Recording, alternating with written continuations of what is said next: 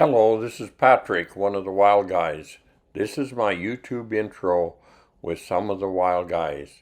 We will be canoeing and rafting rivers and lakes and even parts of the Pacific Ocean in the Northwest Territory, Yukon, and BC.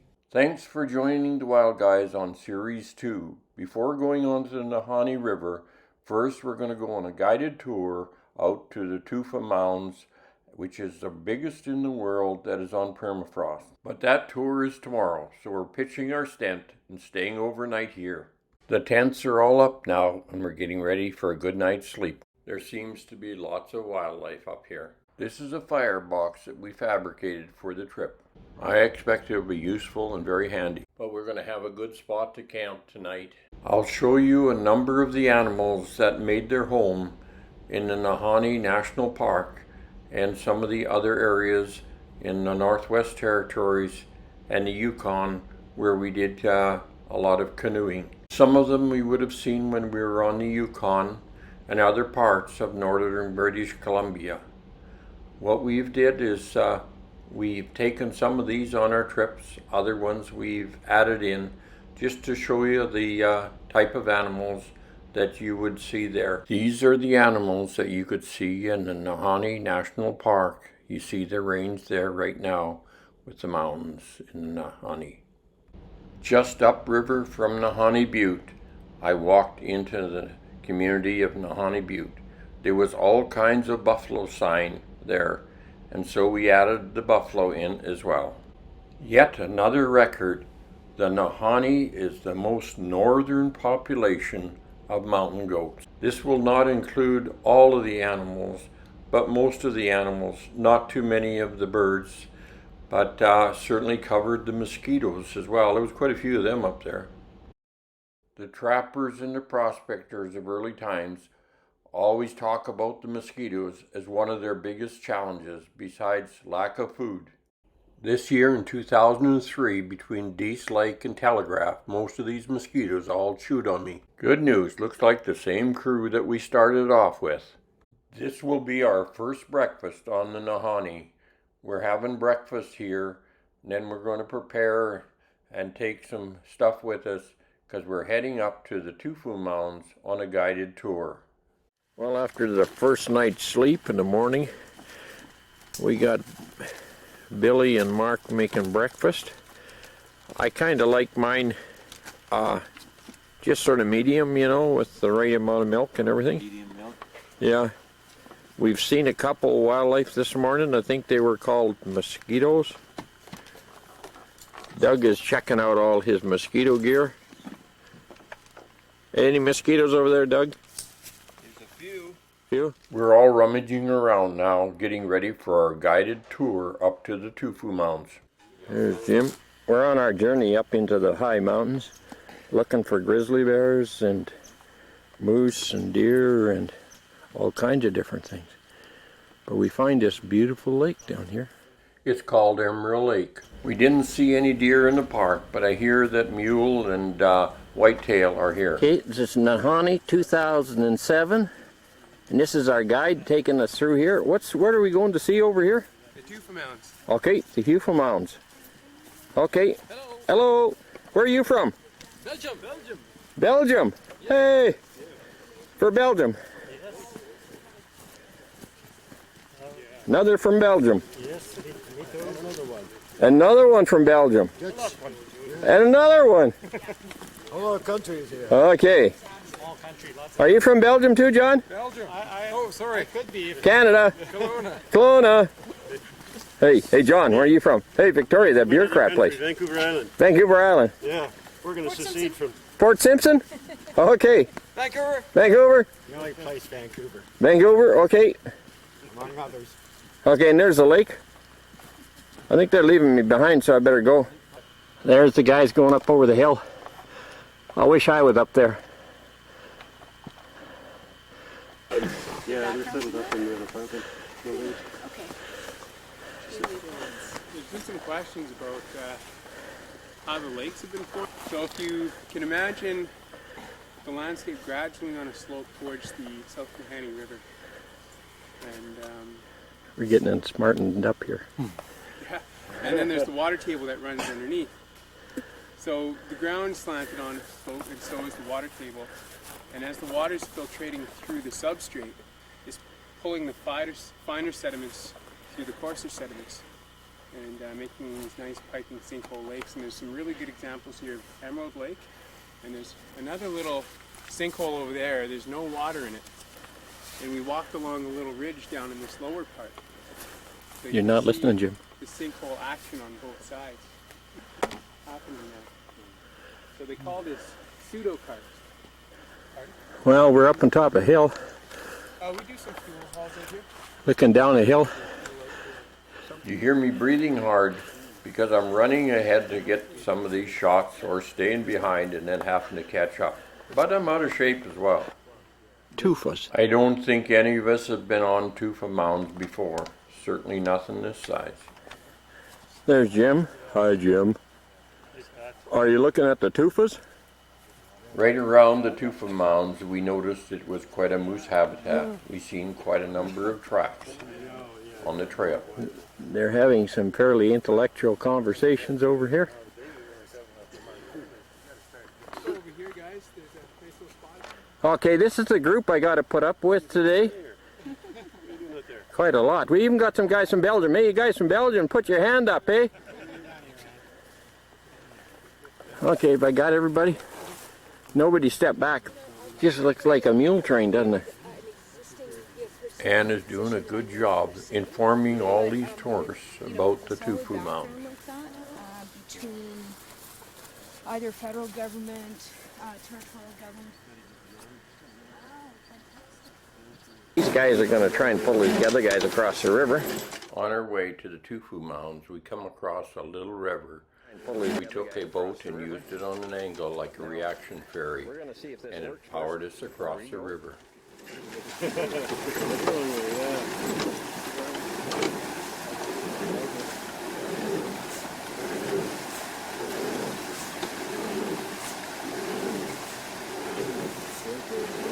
How's fishing out there, you guys?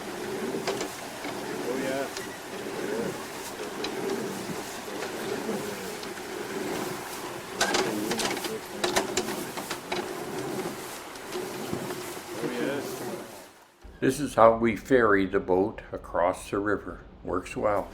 Well, the boat's coming back empty. We lost that group. Try another one. Okay, you guys, you're on your own. Yeah. Oh, yeah. Anything you want to say to your wives before you take off?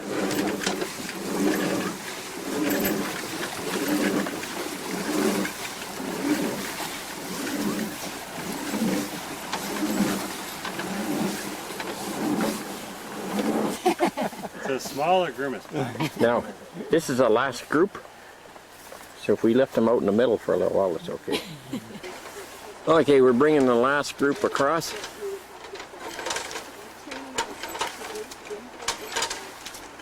And that's the cable we're pulling them with. And these are the guys doing the pulling. We'll just follow the wire here. There they are. Okay, boys, pull hard. 1, 2, 3. Pull, pull, pull. Oh, yeah, like, This is the tufu. they came through here a lot. Yeah, you see it? We've crossed the river now and on the other side, and we're carrying on to the tufu mound. It won't be far now. You can see some of the sediment type of rock alongside of us here. There is a lot of wet and marshy type of area around the tufu mounds. The name Rabbit Kettle comes from the Dene word Ganatha, meaning kettle. Okay, they're going up. This is the barefoot group. Notice they got bare feet.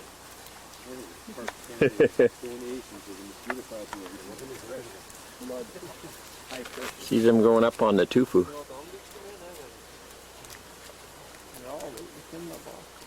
I'll just zoom in on these guys. Look at on them. It was well worth it. It was a great trip up to see that center hole, the rabbit kettle, where the birds of prey brought their rabbits and sat and ate them. We're not allowed to wear our shoes or our socks on our tofu mound. And you couldn't go sit on the tofu mound and take your shoes off. You had to take them off 10 or 12 feet away.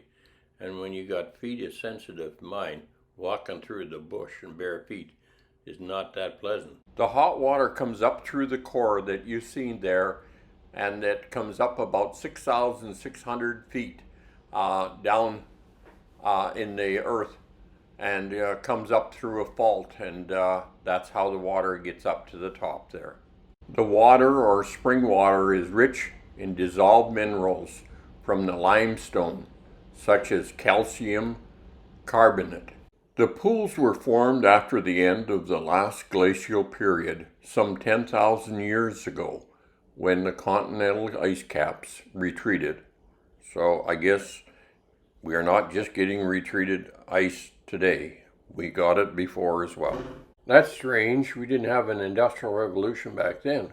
Due to the fragile nature of the tufa structures, tourists are only permitted to visit the hot springs with a guided tours run by the park staff. Visitors must remove their shoes and walk barefoot on a prescribed path to get close to the North Mound. The South Nahanni Valley is one of the most beautiful wilderness areas in North America and maybe in the whole world. Is the valley of South Nahanni River. This large northern river flows through dramatic mountains, very deep canyons, spectacular waterfalls. There are hundreds of caves near the river and unusual legends, including a well-documented case of unexplained deaths of gold prospectors, which reportedly were caused by Bigfoot. Mind you, there are other stories as well, such as other gold miners causing their death, or animals, or starvation, which had a big impact on people in the north. Looks like these visitors are getting a very close look. But the water's dark, so you won't see very far down. Hey Brian, you're on video right now. Good, I always wanted to be famous. Oh, that's good. Still chance for you here. Yeah. Hollywood, here I come. Okay, Ann, you got any words of wisdom for us back home? Words of wisdom. Well, just savor every moment you have on the South Nahanni. I think it'll be an amazing experience. That's good. We've been having a great time thus far. Good. And that's just great that you all have traveled together for so long. I'm sure this will add to your set of stories. Thank you very much. Videos. Yeah. Anne worked for the Parks Branch and came from Fort Simpson. She was a guide along with another gentleman, and they give us a great tour of the tufa mounds. And if you see this video, get in contact with us, eh? The wild guys really enjoyed themselves, and they also got a lot of pictures taken on this tour. These are the only tufa mounds that can be found on permafrost in the world. We're on our way back down to where we were camping on the Nahanni River. Okay, boys, hold on her.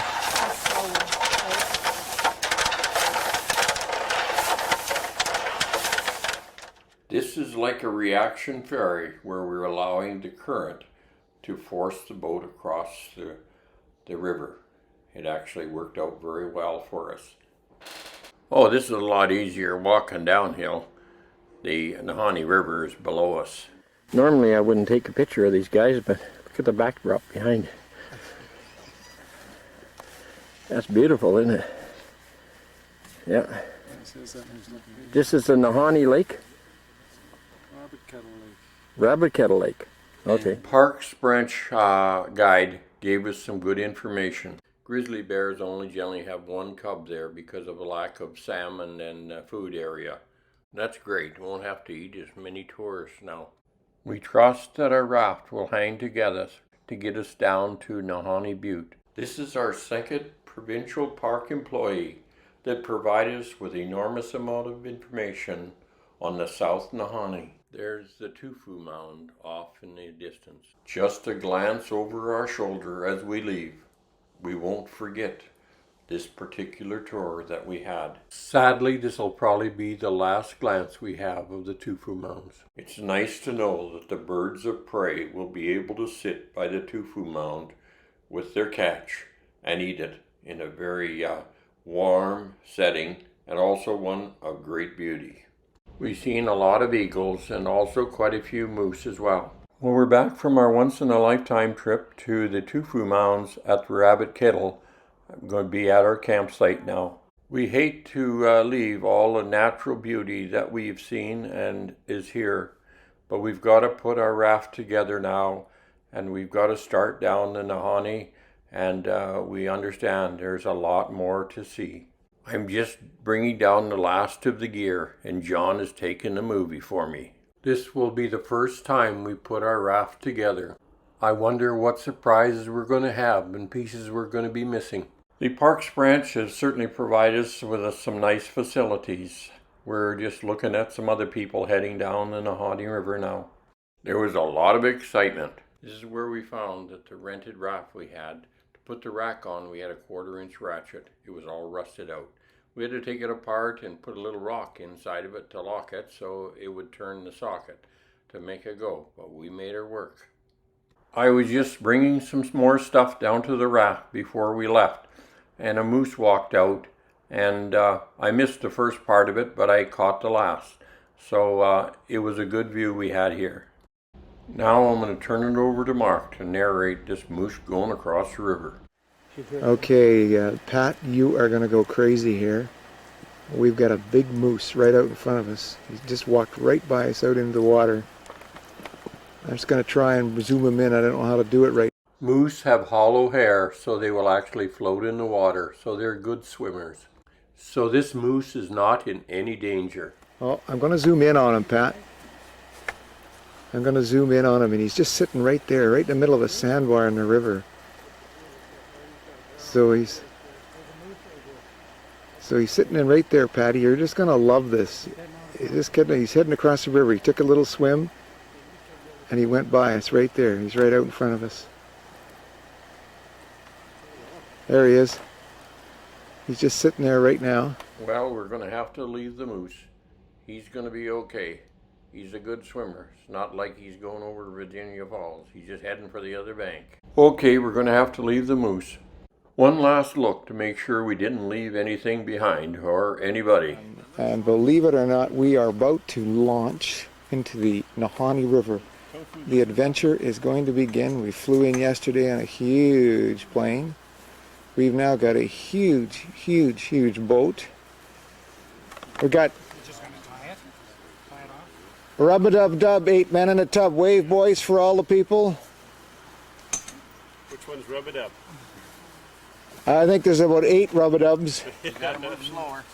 We were missing some gear today, but Jim and Patty found it, fortunately. And Brian helped put it together. Try to get out of needing to. We saw a moose here a little while ago. Pat was the only one that missed it, of course. I see him. So here we are. We're ready to launch. Let's have a smile, boys. There's Bill, the captain. Grimace to me. Yeah. And there's where we're going, into that fast-moving river there. Before a trip like this, you want to talk to the big guy and give a blessing and ask for his help. My sermon. If I had all the power in the world, I'd throw all the beer in the river. And if I had all the power in the world, I'd throw all the wine in the river. And if I had all the power in the world, I'd throw all the whiskey in the river. Now, if you guys would all like to stand, and we'll sing together song number 356. Shall we gather at the river? Beautiful, beautiful river.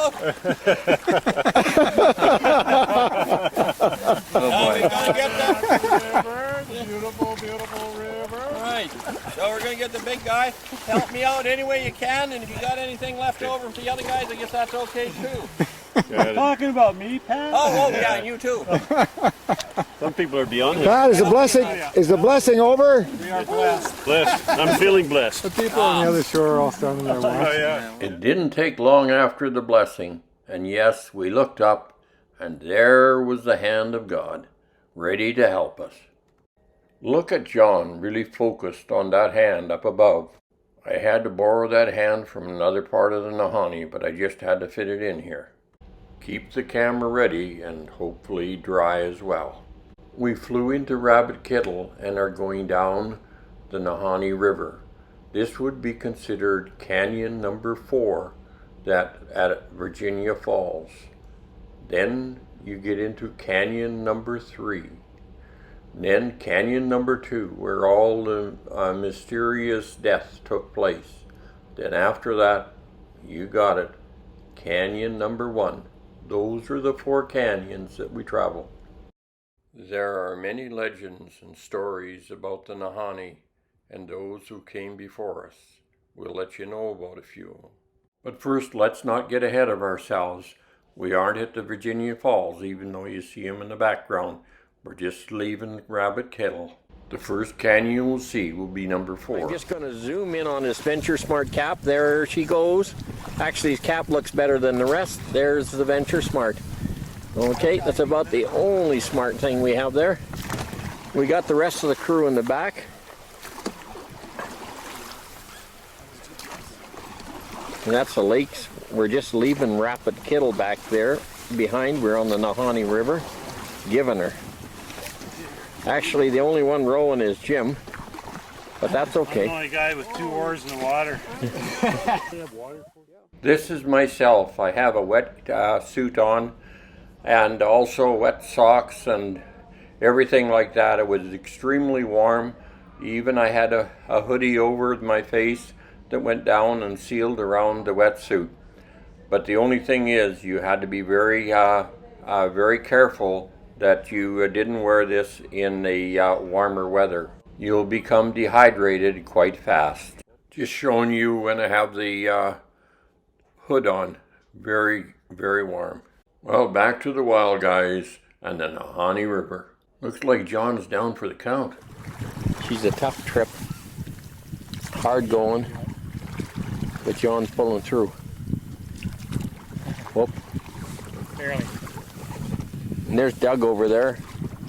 Sometimes we call him other names, but I'm pretty well caught on to the word Doug now. Oh, Jerry. And there's Jim. I pretty well learned his. The ones in the back I'm not sure about. We have left Kettle and are now on our way to Virginia Falls. The river is wide and slow, so we got a chance now to tell you some stories that took place at Virginia Falls. We had tea with a First Nations lady, an elder that was able to give us a lot of knowledge about her life in the Nahanni. While sitting on the forest floor and listening to the elder and sipping on her tea, we asked, what kind of tea is this anyways, and what it's made of? It was bushes that grew all around us where we sat on the floor. She just picked up the leaves and put them in a pot, and there we were. We had some nice hot tea, and it tasted great as well. If my memory serves me right, the tea was made from a dwarf birch. Sadly, I didn't have my camera with me, and I missed out on some of the information. I was charging the batteries off the sun, but most I will never forget. The next plant you will see grew all around me when I grew up near Slave Lake. I didn't know that it was of value, so I just walked all over it and never benefited from it at all. Too bad.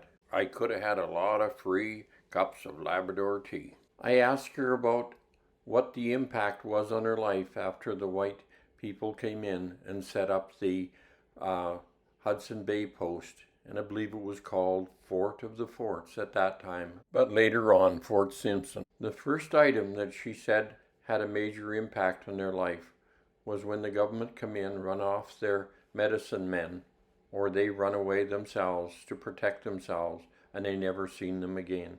They looked after their health care. I will never forget what she told me about the medicine men She opened my eyes to the number of valuable plants that we have in the forest, and in the past, as I was a trapper, I used to see many of them and walked all over them, didn't realize the value that they had.